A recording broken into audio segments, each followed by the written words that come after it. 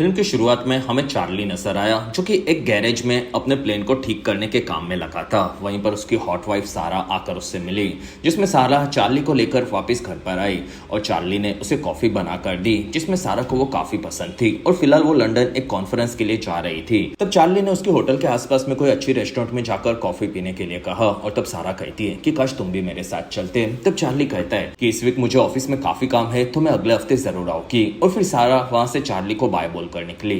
कुछ देर बाद चार्ली उसके ऑफिस पहुंचा जिसमें उसका आईक्यू काफी हाई था और इसी वजह से वो सीआईए के अंदर काम करता था। और वहां पर उसे बेयर नाम का एक सुपर एजेंट मिला जो कि जेम्स बॉन्ड जैसा एक काफी तगड़ा सीआईए का एजेंट था। और चार्ली ने उसे एक बार उसका टेक गाय बनकर उसकी मदद करके उसकी जान बचाई थी और इसी वजह से बेयर उसकी काफी इज्जत करता था। फिर वहां से चार्ली नीचे उसके डिपार्टमेंट में आया जिसमें चार्ली का काम उन्हें आने वाले सभी मैसेजेस को डिसाइफर करने का था। और फिर चार्ली को वहां पर चेक किया गया और चार्ली आकर अपने काम में लग गया। कुछ देर बाद चार्ली को उसके खबरी एनरिक का मैसेज आया जिसमें चार्ली को उसने कुछ फाइल्स भेजी थी जो कि उसके डिपार्टमेंट के काले सच को बता सकती थी। तब चार्ली ने उसे ओपन किया जो कि पूरी तरह से एनक्रिप्ट थी। फिर चार्ली को जानना था कि एनरिक किस देश में रहता होगा। तब एनरिक ने फाइल्स को डिक्रिप्ट करने के लिए कहा और फिर वो ऑफलाइन चला गया। तब चार्ली अपने काम में लगा। कुछ देर बाद चार्ली अपने साथियों के साथ लंच कर रहा था। वहां पर बेयर ने चार्ली को हाय बोला। तब सभी लोग इम्प्रेस हुए क्योंकि बेयर एक काफी खतरनाक और फेमस एजेंट था। साथ ही वो डिपार्टमेंट के ज्यादा लोगों से बात नहीं करता था।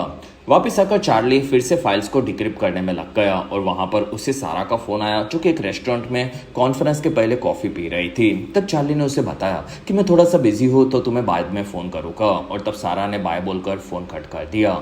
वहां से चार्ली उन फाइल्स को फिर से सुपर कंप्यूटर वाले रूम में लेकर आया और उसने देखते ही देखते सभी फाइल्स को डिक्रिप्ट कर दिया। तब उसे पता चला कि सीआईए ने काफी सारे मुस्लिम देशों में ड्रोन्स अटैक और सुसाइड बॉम्बर्स को भेजे थे जिसके चलते वहां पर काफी सारे बेगुनाह लोग मारे गए थे। और ये काम उनके डिपार्टमेंट में एलेक्स नाम के डायरेक्टर के कहने पर हुआ था। और तब चार्ली ये पढ़कर चौंक गया।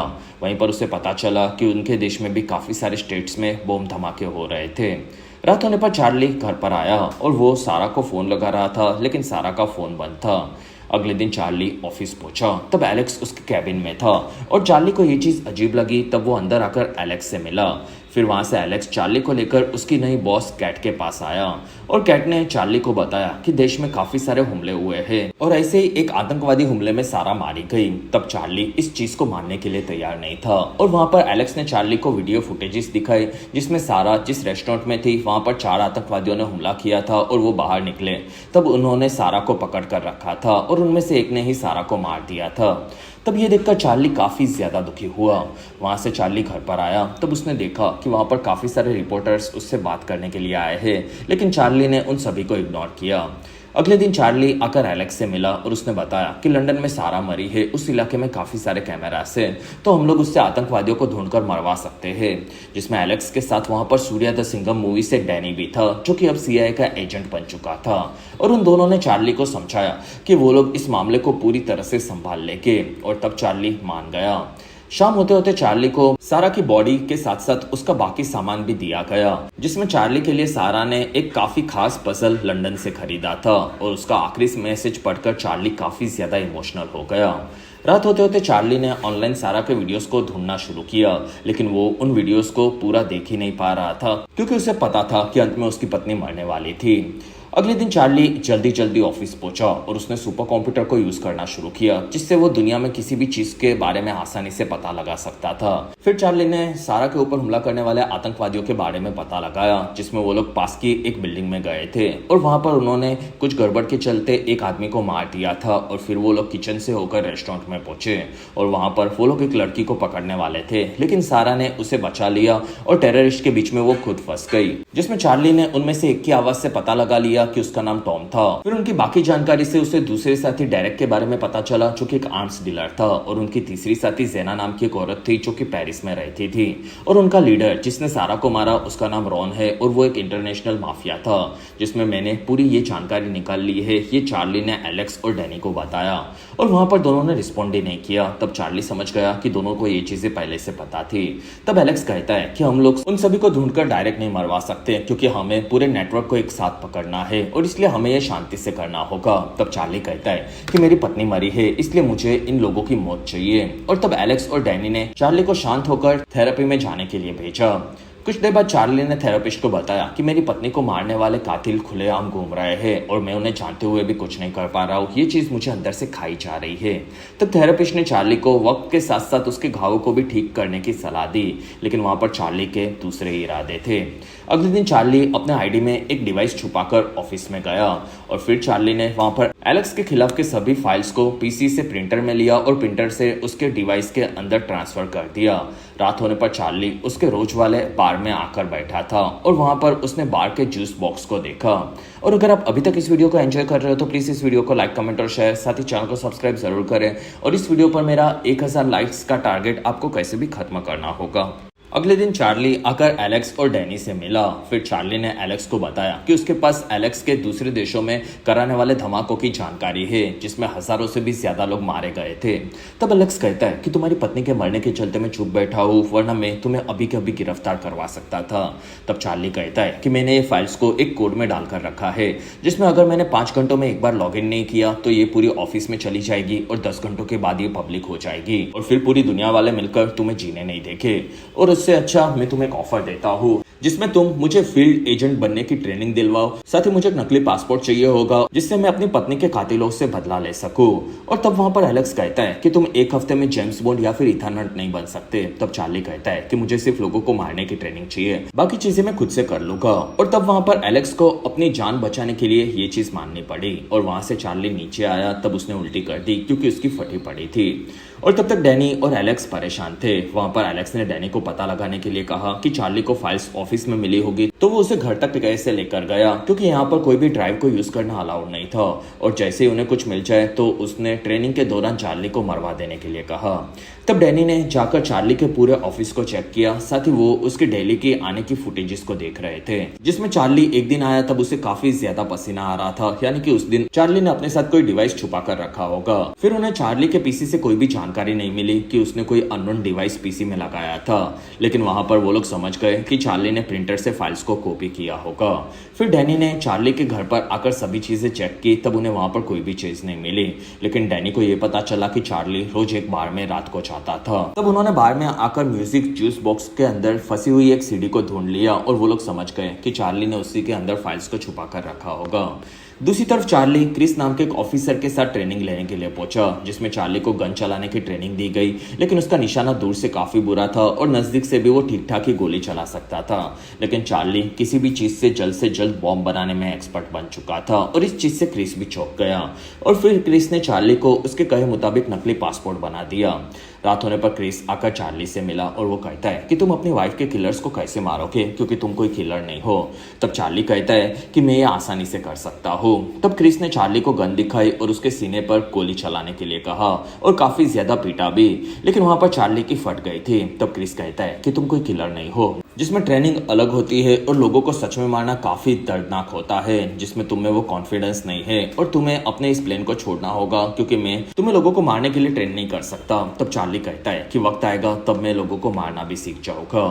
और तब तक एलेक्स सीडी को डिकोड कर रहा था और तब उनकी सभी बातें दूसरी तरफ चार्ली भी सुन रहा था।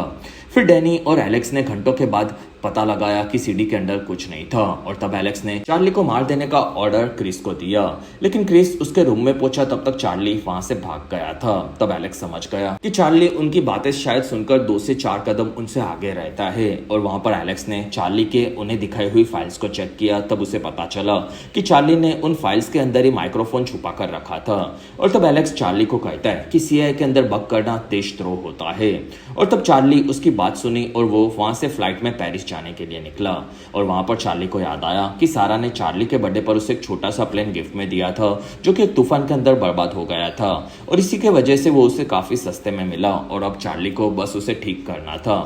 दूसरी तरफ डैनी और एलेक्स को चार्ली के पासपोर्ट को यूज करने से पता चला कि वो पेरिस में पहुंचा है और इसलिए एलेक्स ने क्रिस को वहां पर भेजने के लिए कहा। तब तक चार्ली छुप छुप कर रोज जीना पर नजर रखता था। रात होते होते चार्ली ने जीना के घर को ढूंढ लिया था, जिसमें जीना अपने घर से निकली। तब चार्ली उसके घर के बाहर आया और चार्ली ने यूट्यूब वीडियो से कैसे डोर को खोला जाता है वो ट्यूटोरियल देखा। फिर चार्ली उस घर के अंदर घुसा और उसे वहां पर जीना का शेड्यूल दिखा। तब चार्ली ने उसका फोटो निकाल लिया। वहीं पर जीना वापिस आई। तब चार्ली ने गन निकाली और वो अभी भी जानना चाहता था कि क्रिस की बात उसे लोगों को मारने की सही है कि नहीं, जिसमें चार्ली ने जीना को गन से मारने का ट्राई किया, लेकिन वो ये नहीं कर पाया और इसी वजह से वो वापस आकर अपने रूम में काफ़ी ज़्यादा दुखी हुआ। फिर चार्ली ने जीना के पूरे शेड्यूल को चेक किया, तब उसे पता चला कि जीना को एक खास किस्म के फूलों से एलर्जी थी। इसी वजह से चार्ली ने अगले दिन आकर काफ़ी सारे फूलों को खरीदे। फिर चार्ली ने जीना का पीछा किया, जिसमें वो एक सेंटर में एलर्जी के इलाज के लिए गई थी और तब वहां पर डॉक्टर उसके इलाज कर रहा था और इसी बीच उसका पीसी खराब हो गया। तब वो रूम से बाहर गया, तब चार्ली डॉक्टर बनकर अंदर घुसा और उसने फूलों को जीना के बॉक्स में डाल दिया। तब जीना की हालत खराब होने लगी और चार्ली ने उससे पूछा कि तुम्हारे साथी डेरेक, रॉन और टॉम कहाँ पर मिलेंगे। तब जीना ने बताने से मना कर दिया। तब चार्ली ने उसे धमकाना शुरू किया, साथ ही ये भी बताया कि तुम लोगों ने मिलकर ही मेरी पत्नी को मारा था। तब जीना कहती है कि मुझे उनका मैसेज फोन में आता है।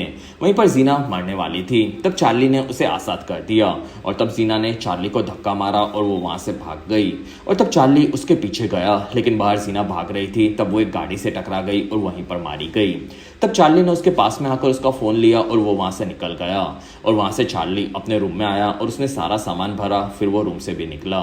रात होने पर चार्ली एक बार में दारू पी रहा था, जिसमें चार्ली ने पहली बार किसी की जान ली थी। इस चीज से चार्ली काफी दुखी था और वहीं पर चार्ली को बार के अंदर सारा नजर आने लगी, लेकिन ये उसका वहम था, ये भी वो समझ गया। और वहीं पर चार्ली को क्रिस भी नजर आया। तब चार्ली वहां से भागकर वॉशरूम में आया, लेकिन वॉशरूम से भागने के लिए कोई दूसरा रास्ता नहीं था। इसी वजह से चार्ली बाहर आया। तब उसे क्रिस मिला और चार्ली उसके साथ बैठ गया और वो पूछता है कि तुमने मुझे कैसे ढूंढा।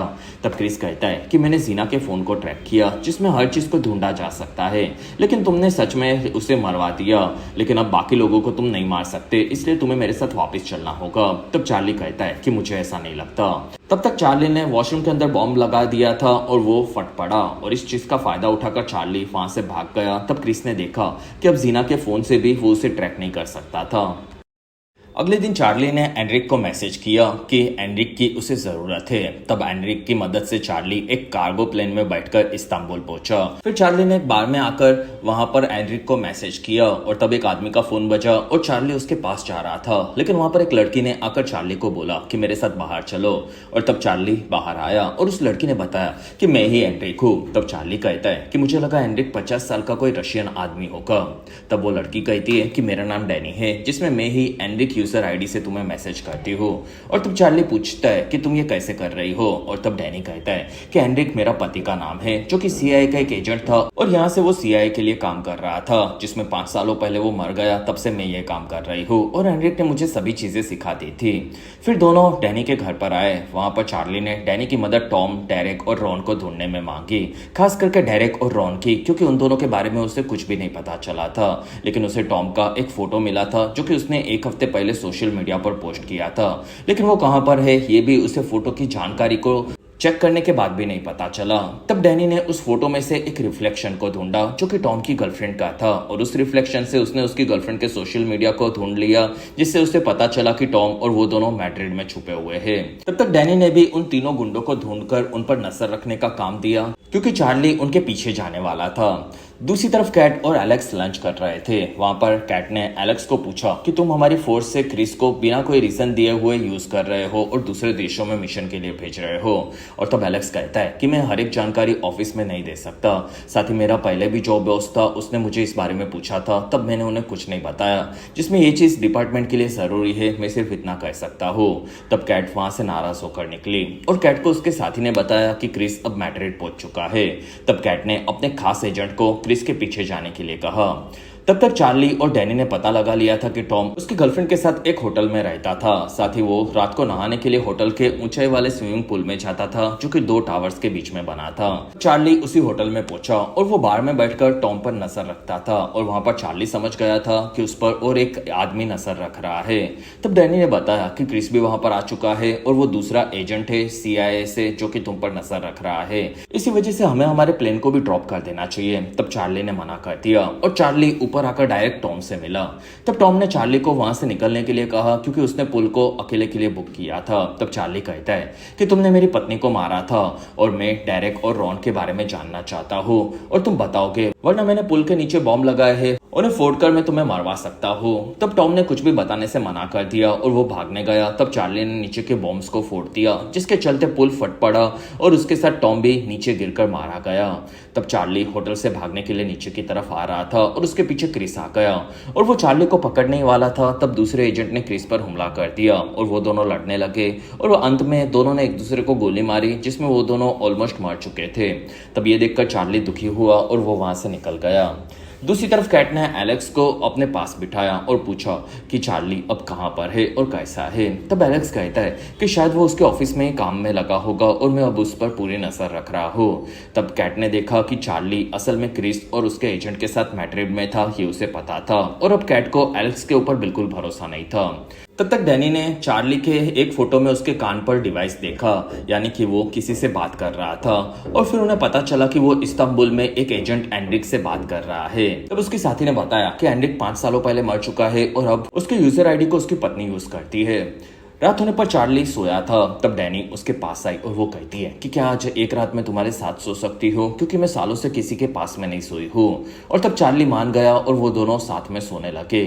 वहीं पर दोनों को बाहर से आवाज आने लगी। तब डैनी ने देखा कि वहां पर ऑफिसर्स आ चुके हैं और तब दोनों पीछे के रास्ते से भागने लगे, जिसमें काफी लंबी भागम भाग हुई और डैनी को उसमें एक गोली लगी और वो मर गई। तब चार्ली वहां से ऑफिसर्स को चकमा देकर पार्किंग में पहुंचा और चार्ली ने डैनी को बाय बोला और फिर वो वहां से निकला। रात होने पर चार्ली ने एक दूसरा फोन खरीदा।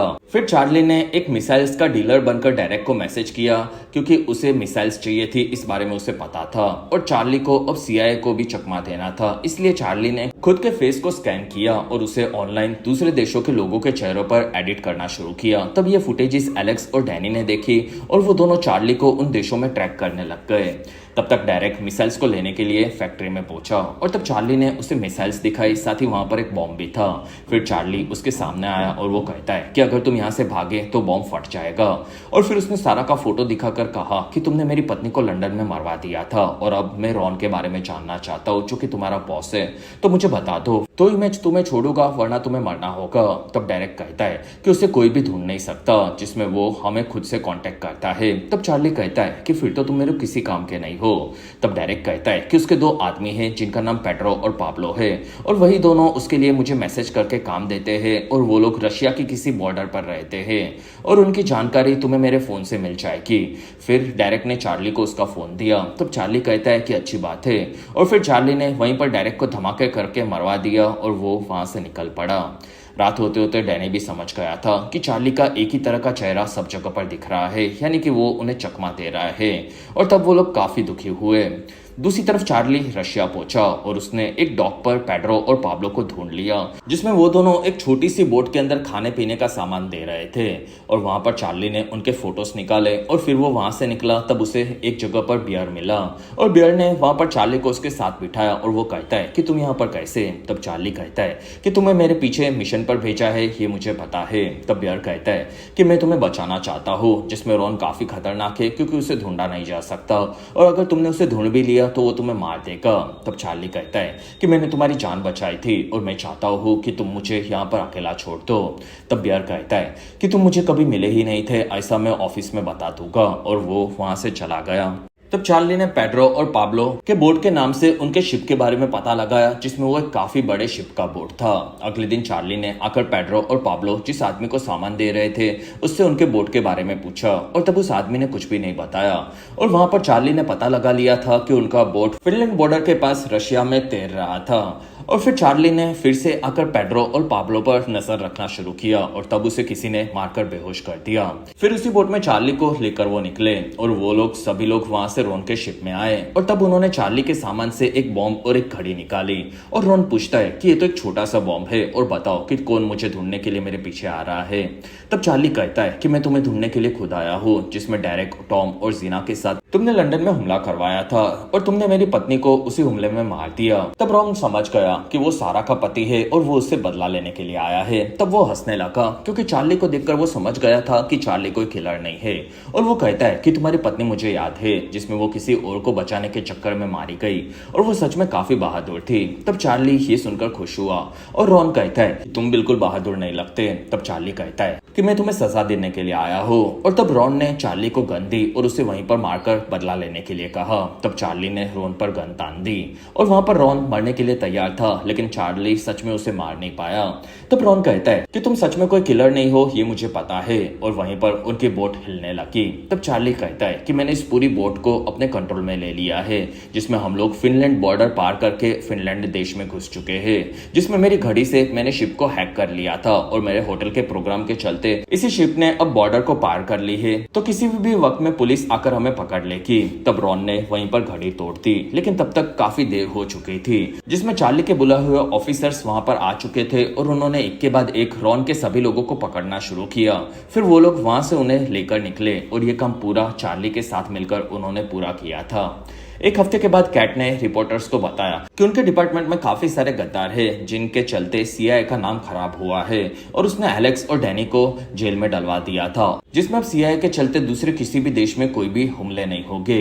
और उसके ऑफिसर चार्ली की भी उसने तारीफ की, जिसने इंटरनेशनल क्रिमिनल रॉन को पकड़वाया था और अब वो वापस उसके डेस्क जॉब पर आ चुका था। दूसरी तरफ चार्ली ने आकर सारा को श्रद्धांजलि दी और वो वहां से निकला। तब चार्ली को वहां पर क्रिस मिला, जिसमें चार्ली उसे जिंदा देखकर काफी खुश था, और क्रिस कहता है कि मुझे लगा था कि तुम सीधे हो, लेकिन तुम तो मेरे भी बाप निकले। और फिर उसने चार्ली से हाथ मिलाया और क्रिस वहां से उसकी तारीफ करके निकल गया। एक महीने के बाद चार्ली ने उसके बर्थडे प्रेजेंट वाले प्लेन को ठीक कर दिया और फिर वो उसमें बैठकर हवा में उड़ने के लिए आगे बढ़ा, और इसी के साथ ही बेहतरीन फिल्म यहीं पर खत्म हुई।